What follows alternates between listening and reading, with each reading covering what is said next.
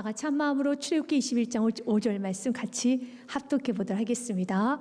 만일 종이 분명히 말하기를 내가 상전과 내 처자를 사랑하니 나가서 자유인이 되지 않겠노라 하면 아멘.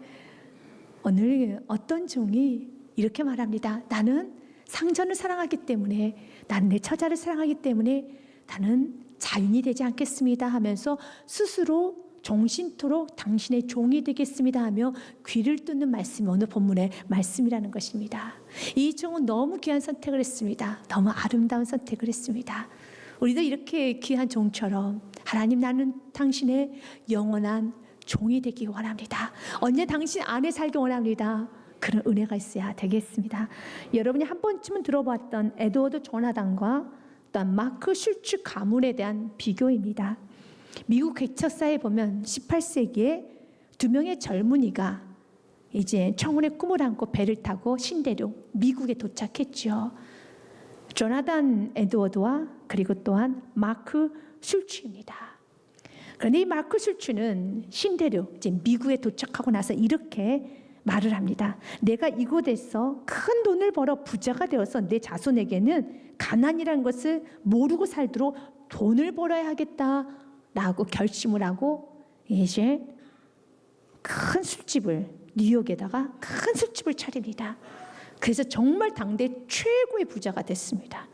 그런데 반대로 조나단 에드워즈는 내가 여기까지 온 것은 신앙의 자유를 찾아왔으니 바른 신앙생활을 통하여 이 신앙의 자유의 나라인 이곳에서 바른 신앙을 하도록 해야 되겠다라고 하면서 그는 마음에 소원을 품고 신학교로 갑니다. 그리고 목사가 됩니다. 그리고 나서 뉴욕시 교육위원회가 교육 자료를 쓰기 위해서 이 두 가문의 후손들 5대를 비교를 했습니다.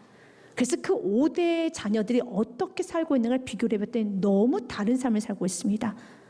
마크 슐츠의 가문의 자녀들은 총 1062명이 태어났습니다.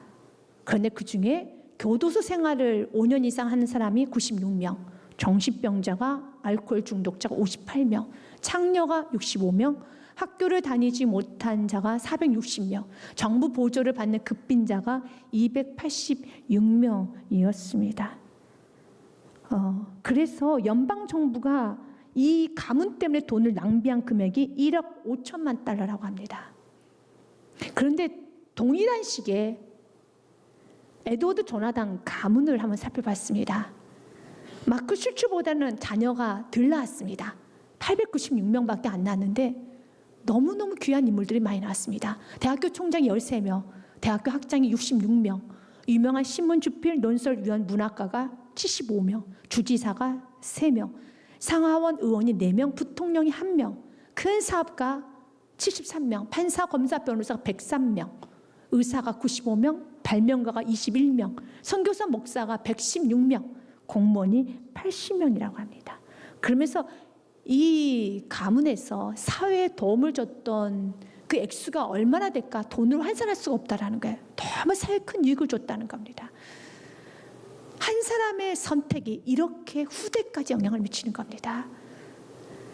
마크 슐츠도 나름대로 우리 자손들에게 가난이라는 걸 알지 못하도록 내가 그들에게 돈을 남겨주라 했었을 때 여러분, 그 자손들은 쾌락의 삶, 방탕의 삶, 방종의 삶을 살아갑니다. 그런 에드워드 조나단은 신앙을 남겨줬어요. 경건을 남겨줬습니다. 그때 그의 후손들이 이렇게 아름다운 겁니다. 사단은 끊임없이 우리가 이 땅의 삶이 전부인 줄 알고, 돈이 전부인 줄 알고, 명예가 전부인 줄 알고, 여러분 또한 권력이 전부인 줄 알고 그것에만 집중하기를 원하는데 아닙니다. 신앙이 전부입니다. 믿음이 전부입니다. 하나님을 향한 예배가 전부이고 경건의 생활이 전부입니다. 대대손손 후손이 다 축복을 받아요.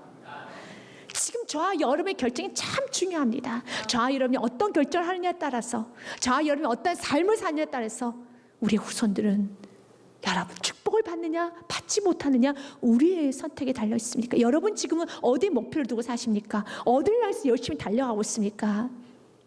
여러분 다 자녀를 위한 거죠. 마크 슐츠도 자녀들에게 가난을 물려주고 싶지 않아서 열심히 산 겁니다. 그러나 가난을 물려주지 않았습니다. 돈을 남겨줬지만 그 돈으로 해서 그들의 인생은 비폐해질 수밖에 없는 것처럼 하나님, 내가 내 자녀에게, 나는 어렸을 때부터 너무 가난했기 때문에 난 내 자녀들에게 정말 배부르게 살아갈 수 있도록 나는 물질을 남겨주려고 내가 많이 노력하고 있는데, 주님, 물질을 남겨줄 것이 아니라 신앙을 남겨줘야 돼요. 예수 그리스도를 남겨줘야 되는 겁니다.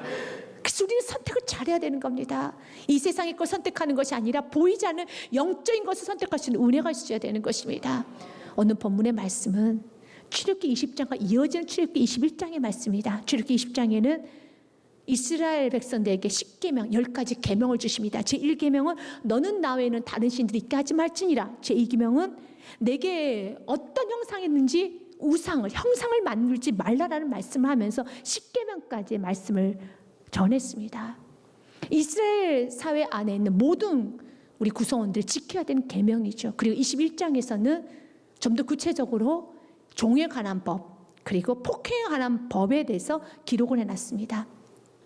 어떤 종과 주인 사이 시비가 있을 때 법적 증거를 마련했습니다. 이렇게 종은 살아야 되고 주인은 이렇게 종에게 해줘야 되고 종은 주인에게 이렇게 해야 된다라는 법적 증거가 되는 겁니다. 출애굽기 21장 1절부터 4절 말씀까지는 종에 관한 법에 대한 구체적인 내용이 기록되어 있습니다. 내가 백성 앞에 세울 법규는 이러하니라.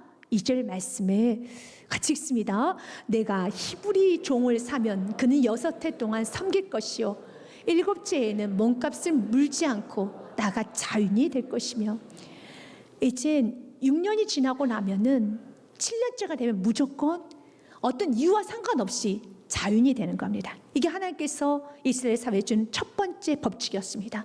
고대 근동 사회에서는 노예는 물건 지불했어요. 종은 여러분 사람으로 여기지 않았습니다. 하나의 물건으로 여겨서 종의 생사 열타권은 주인에게 있었어요. 그래서 주인이 종을 죽이기도 하고요, 살리기도 하고, 종을 버리기도 하고, 정말 물건 취급했어요. 하나님은 그런 세상 가운데 이스라엘 백성들이 그렇게 살기를 원하지 않았습니다.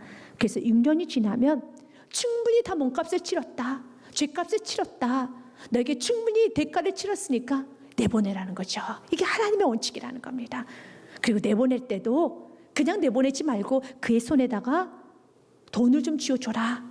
그래야지 다시는 범죄하지 않겠니라고 하는 말씀이 기록이 되어 있어요. 신명기서 말씀에는 동일한 말씀이 기록되어 있습니다. 15장 12절부터 14절 말씀까지 제가 읽겠습니다. 내 동족 히브리 남자나 히브리 여자가 내게 팔렸다 하자. 만일 6해 동안에 너를 섬겼거든 7째 해에 너는 그를 놓아 자유롭게 할 것이요. 13절 말씀에 그를 놓아 자유하게 할 때는 빈손으로 가게 하지 말고, 14절 말씀 우리 같이 읽습니다. 내 양무리 중에 와서 타작마당에서와 포도주 틀에서 그에게 후히 줄지니 곧 내 하나님 여호와께서 내게 복을 주신 대로 그에게 줄지니라. 빈손으로 돌려보내지 말고 6년 동안 너의 집에서 종으로 살았으니까 그 손에다가 후히 쥐어서 내보라는 것입니다. 왜냐하면 자유인이 됐는데 돈이 하나도 없으면 살아갈 수 있어요? 없어요? 없어요. 그럼 죄를 짓지 않겠느냐? 죄 짓지 못하도록 그에게 도와주라는 것입니다.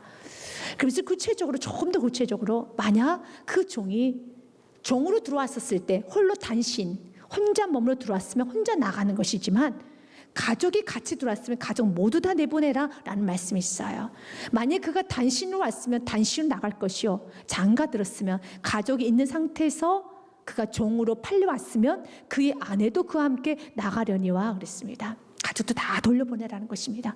그러면 왜 이스라엘 사회는 6년이 지나면 다 자유인이 되는데 종이 생길 수 없는 시스템 아닌가요? 라는 그런 의문점이 생길 겁니다.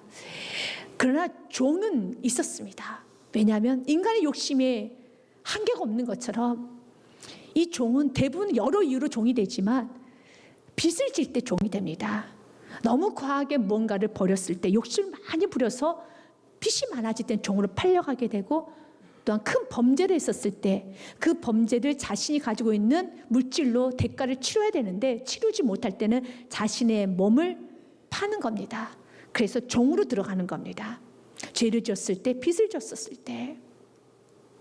그래서 그가 지금 노예로 들어갔습니다. 종이 되었습니다. 그런데 4절 말씀에 보면은 6년간 이 종으로서 삶을 사는데 너무 좋은 주인을 만나서 이제는 그 종의 여정과 연애를 하고 결혼을 했어요. 그래서 자녀를 낳았어요. 그러면 어떻게 하느냐? 그럴 때는 그 여종과 그 자녀는 주인의 것이란다. 홀로 나가라는 것이죠. 이게 성경입니다. 4절 말씀 보면 만일 상전이 그에게 아내를 주어 그의 아내가 아들이나 딸을 낳았으면 그의 아내와 그의 자식들은 상전에게 속할 것이요 그는 단신으로 나갈 것이로되 하나님께서는 종의 인권도 보호해 주시고 또 주인이 가지고 있는 소유도 하나님 보호해 주신 겁니다. 홀로 나가야 되는 것입니다. 그런데 이 종은 이제 6년이 지나서 자유의 몸이 될 수 있습니다. 이제 나갈 수 있어요. 그런데 오늘 본문의 말씀이 5절에 분명히 이렇게 말합니다. 나는 자유인이 되지 않겠습니다. 나의 자유를 포기하겠습니다 라는 말합니다. 분명히 말하기를 5절 말씀 같이 한번 읽겠습니다. 만일 종이 분명히 말하기를 내가 상전과 내 처자를 사랑하니 나가서 자유인이 되지 않겠노라 하면 두 가지 이유 때문에 난 자유인이 되지 않겠습니다. 첫 번째, 나는 당신을, 내 주인을, 내 상전을 사랑합니다. 너무 사랑해서 전 나가기가 싫어요. 당신의 종이 되고 싶어요. 주인을 사랑해서. 두 번째로, 여러분, 내 처자, 당신이 나에게 준 가족, 그리고 아들, 딸, 난 너무 사랑합니다. 나는 이 가족을, 나는 이 행복을, 이 평안을, 나는 이 삶을 포기할 수가 없습니다. 나에게 너무 좋습니다 라고 고백하면서 나는 자유인이 되기를 포기하겠습니다. 자유인이 되지 않겠노라 하면은 6절 말씀에 그가 문설주에 가서 그의 귀에 송곳을 뚫어서 여러분 표시를 내는 겁니다. 상전이 그를 데리고 재판장으로 갈 것이요 또 그를 문이나 문설주 앞으로 데리고 가서 그것에다가 송곳으로 그의 귀를 뚫을 것이라. 그는 종신토록 그 상전을 섬기리라 라고 됐어요. 성경에서 문설주는 굉장히 중요한 영적 의미가 있습니다. 이스라엘 백성이 출애굽할 때 마지막 10번째 재앙은 장자 그리고 우양의 첫 새끼가 다 죽어나가는 재앙이었습니다. 빈부 상관없습니다. 배움이 많고 좀 상관없습니다. 바로 왕의 아들부터 시작해서 다 죽어나가는 겁니다. 첫째는. 그런데 문설주에 어린 양의 피를 바르게 되면 죽음에서 패스오버 유월이 되는 겁니다. 또 이 문설주는 재판의 초소로도 쓰이게 됩니다. 또 하나님의 임재 초소, 하나님과 대화하는 초소에서 거룩한 장소입니다. 바로 이 거룩한 장소, 하나님 임재하는 그곳에서 이제 고백하라는 것입니다. 나는 내 자유를 포기하겠고, 이유는 내가 상자를 사랑해서, 내 처자를 사랑해서 나는 포기하겠습니다 라는 그러한 고백을 이제 표시로 그 문설주 앞에서, 하나님 앞에서, 재판장 앞에서 귀를 뚫는 것입니다. 그리고 오늘 말씀 그대로 그는 종신토록 그 상전을 섬기리라. 사랑하는 여러분, 이 종은 참 아름다운 선택을 한 것입니다. 그럼 이 종이 왜 이곳까지 오게 되었습니까? 여러 이유가 있을 거예요. 빚을 많이 졌기 때문에, 아니 큰 범죄를 저질렀기 때문에. 인생이 실패한 인생이죠. 종으로 팔려갔다는 것은, 자신 종이 되었다는 것은 어떤 이유가 됐든 인생은 실패한 인생입니다. 인생이 바닥을 경험했죠. 그런데 그런 인생 가운데 좋은 주인을 만났어요. 괜찮은 주인을 만났어요.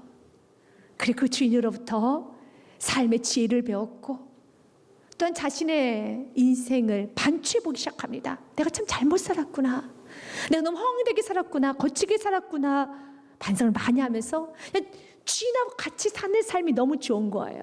그래서 행복합니다. 좋습니다. 그런데 한 해가 지나 두 해가 지나고 나니 한 여종이, 주인이 여종을 내어줬어요. 결혼도 했습니다. 자녀도 낳았습니다. 너무 행복하고 너무 좋죠. 너무 좋은 겁니다. 더 행복한 것이 없어요. 그래서 그의 얼굴은 싱글벙글합니다. 그러면서 그의 마음에 치유도 일어났고 건강해지고 이제 생활도 다 좋아졌습니다. 부족한 게 없습니다. 그러면 그 다음에는 꼭 우리의 삶 가운데도 선택할 수 있는 기회가 주어져요. 그때 여러분이 선택을 잘 하셔야 되는 겁니다.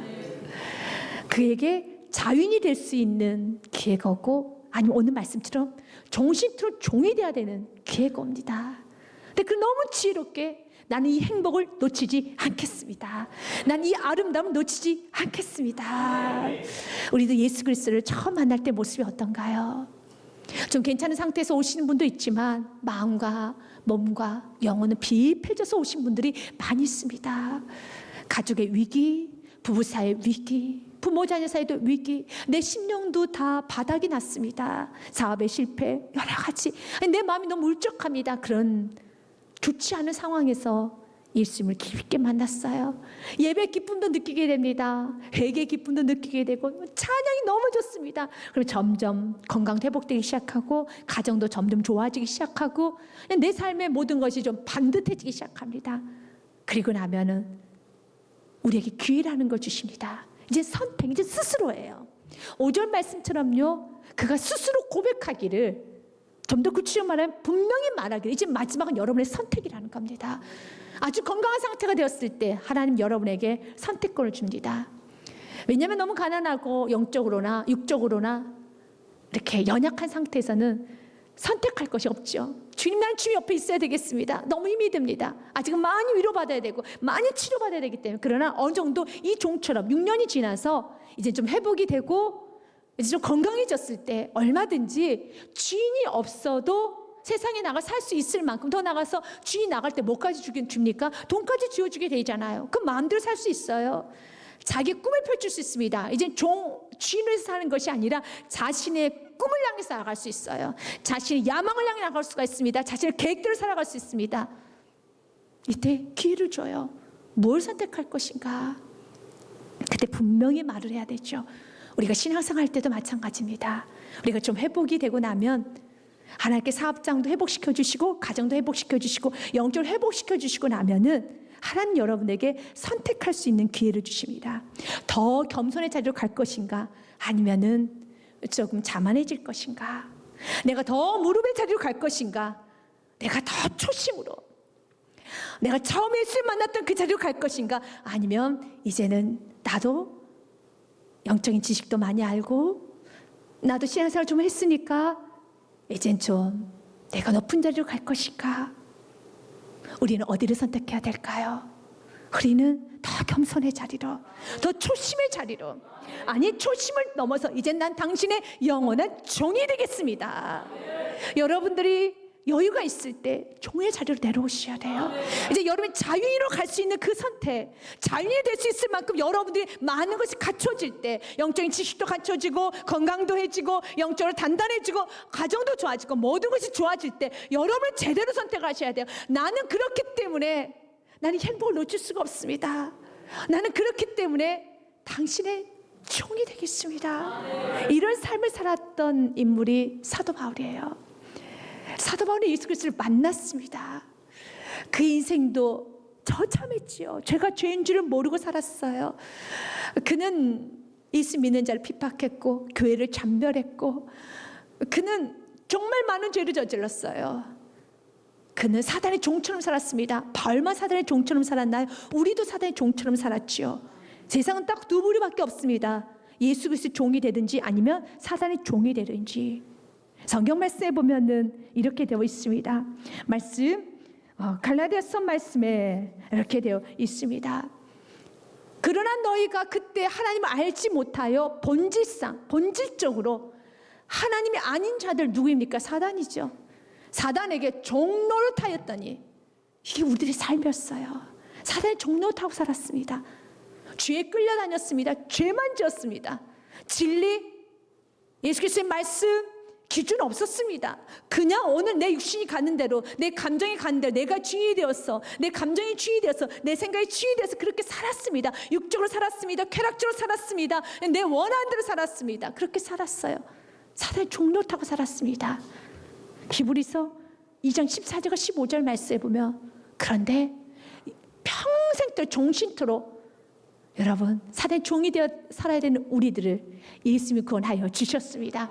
자녀들이 혈과 육에 속하였음에 그도 또한 같은 모양으로 혈과 육을 함께 지니심은, 이제 그가 누구입니까? 예수 그리스도죠.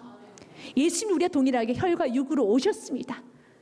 그렇게 오신 이유는 죽음을 통하여 죽음의 세력을 잡은 자 곧 마귀를 멸하시기 위해서. 아멘. 예수님께서 인간을 오신 이유는 한 가지입니다. 바로 인간을 구원하시기 위해서 자신의 죽음을 통해서 죽음의 세력 곧 마귀를 잡아버리셨습니다. 예수님의 죽으심으로 우리의 죽음을 정복했습니다. 예수님께서 가난케 되심으로 우리의 가난을 정복했습니다. 예수님께서 여러분 낮아지심으로 우리를 높여주셨습니다. 예수님께서 죽으심으로 우리에게 부활을 주시고 생명을 주시고 영생을 주셨습니다. 예수님께서 마귀를 잡아버리셨어요. 그리고 15절 말씀에 이렇게 말합니다. 같이 읽습니다. 또 죽기를 무서워함으로 한평생 매여 종노릇하는 모든 자들 놓아주려 하심이라. 아멘. 한평생 매여 종노릇하는 사단의 종이 되었어 살아가는 모든 자를 놓아주시기 위해서 예수님이 이 땅에 오셨습니다. 그 예수님께서는 우리를 사랑의 나라로 옮겨주셨습니다. 그 사랑의 아들의 나라로 옮겨주셨습니다. 골로새서 1장 13절부터 14절 말씀 우리 같이 한번 읽겠습니다. 그가 우리를 흑암의 권세에서 건져내사 그의 사랑의 아들의 나라로 옮기셨으니. 아멘. 그 사랑의 아들의 나라가 어디입니까? 천국이죠. heaven, 천국입니다. 우리 주님께서는 흑암의 지옥에서 천국을 옮겨주셨고요. 이 땅에서도 마찬가지예요. 지옥과 같이 살아갈 수밖에 없는 우리의 가정, 우리의 인생, 하나님께서는 사랑의 아들의 나라로 예수를 모시는 가정으로 옮겨주셨습니다. 우리가 한 건 아무것도 없죠. 예수님이 하셨습니다. 왜 하셨습니까? 그저 사랑하기 때문에. 예수께서 왜 내 자리 씻어주셨습니까? 그저 사랑하기 때문에. 14절 말씀 같이 읽습니다. 시작. 그 아들 안에서 우리가 속량 곧 죄사함을 얻었도다. 아멘. 속량, 죄사함을 받은 겁니다. 누구 안에서? 그 아들 안에서요. 예수님이 우리에게 왜 피를 흘려주셨을까요? 우리를 사랑하기 때문에. 그 종이 주인을 사랑해서 자신의 자유를 포기하면서 그의 귀에다가 여러분 송곳을 뚫었습니다. 우리 예수님께서는요, 우리를 너무너무 사랑하셔서 당신의 귀에 송곳만 뚫으신 게 아닙니다. 예수님은 우리를 너무 사랑하셔서 당신의 팔목에 대못을 박으셨고 당신의 팔에 대못을 박으셨고 여러분 채찍으로 온 몸을 찢겨나가게 하셨고 머리에는 가시면류관을 쓰셨고 창으로 그의 옆구리를 찌르셨습니다. 귀 하나 뚫은 게 아니에요. 그분은 우리 종이 되어주셨어요. 그분이 먼저 우리 종이 되어주셨습니다. 왜요? 사랑하기 때문에. 사랑하면 종이 되는 겁니다. 그가 사랑해서, 그 주인을 사랑해서 자기의 자유를 포기한 것처럼 우리 예수님이 우리를 사랑하셔서 당신이 누릴 수 있는 모든 자유, 특권, 그 영화, 권세를 다 포기하시고 우리 종이 되어주셨어요. 그래서 인자가 온 것은 섬김을 받으려 함이 아니라 우리 모두를 구원하시기 위해서 대성물로 주려 하심이니라. 아멘. 마태복음 20장 28절 말씀에 이렇게 기록이 되어 있습니다. 우리 같이 한번 예수께서 오신 목적 같이 읽겠습니다. 인자가 온 것은 섬김을 받으려 함이 아니라 도리어 섬기려 하고 자기 몫을 많은 사람의 대성물로 주려 함이니라. 아멘. 우리 예수께서 오신 것은 여러분 섬기기 위해서 종이 되어주셨습니다. 사랑하기 때문에. 그 사랑을 사도 바울이 받고 사도 바울은 로마서 1장 1절 말씀에 이렇게 고백합니다. 나는 당신의 종이 되고 싶습니다. 같이 읽습니다. 예수 그리스도의 종 바울은 자들어 부르심을 받아 하나님의 복음을 위하여 택정함을 입었으니 아멘. 눌로스 나는 당신의 종입니다. 예수 그리스도의 종 바울은 이젠 나는 예수님의 종이 되고 싶습니다. 종은, 노예는 주인의 것이죠. 그게 종이에요. 사도 바울은 원했습니다. 난 주님의 것이 되기 원합니다. 난 주님의 말만 듣기 원합니다. 난 주님의 소유가 되기 원합니다. 그래서 그가 빌립보서 1장 20절 23절 말씀에 그냥 이렇게 고백합니다.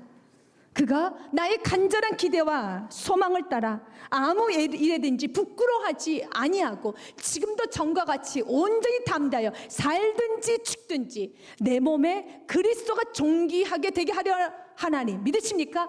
난 주님만 존귀하게 되면 되겠습니다. 난 주님의 것이 되고 싶습니다. 난 주님의 소유가 되고 싶습니다. 21절 말씀 같이 읽겠습니다. 이는 내가 사는 것이 그리스도니 죽는 것도 유익합니다. 아멘. 나는 주님을 위해서 죽어도 유익합니다.